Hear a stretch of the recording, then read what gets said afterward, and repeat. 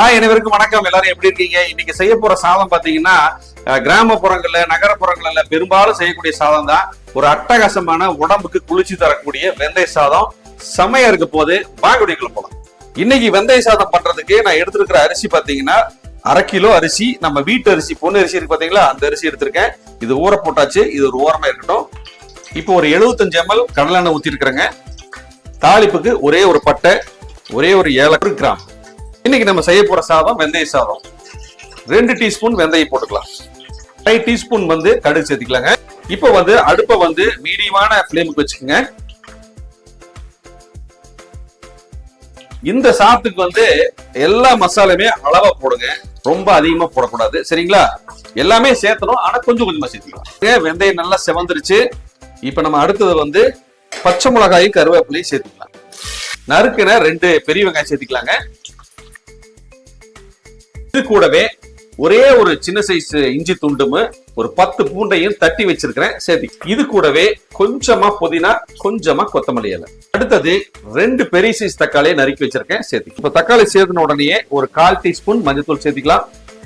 தனி மிளகாய் தூள் 1/2 டீஸ்பூன். கல்லுப்பு ஒரு 1/4 டீஸ்பூன் சேர்த்துக்கலாங்க.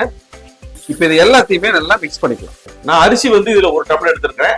இப்ப அளவு பாத்தீங்கன்னா 2 டம்ளர் ஊத்திக்கலாம். இப்ப நான் அதை பழைய அரிசிங்கிறதுனால நான் கொஞ்சம் தண்ணி சேர்த்து ஊத்திருக்கிறேங்க. நீங்க 1க்கு 2 ஊத்தினாலும் சரி, இது ஒவ்வொரு அரிசிக்கும் கொஞ்சம் வித்தியாசம் வரும், சரிங்களா? நான் 2 டம்ளர் ஊத்திருக்கேன், இது சரியா இருக்கும். இப்ப பாருங்க, உலை கொதிக்க ஆரம்பிச்சிருச்சு. நம்ம 1/2 மணி நேரத்துக்கு முன்னாடி ஊற வச்ச பொன்னி அரிசி சேர்த்துக்கலாம்.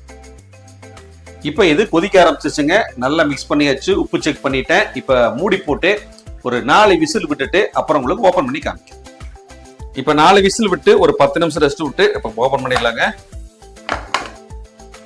ஆஹா, கமகமன்னு வாசனையோட வெந்தய சாதம் ரெடி. இப்ப ஃபைனல் நம்ம என்ன பண்ணலாம்னா, நெய் இருந்தா கொஞ்சம் போட்டுக்கோங்க, இல்லைன்னா தேங்காய் இருந்தா ஊத்தி சாப்பிடுங்க, சூப்பரா இருக்கும். நம்ம கொஞ்சமா தேங்காய் போட்டுக்கலாம்.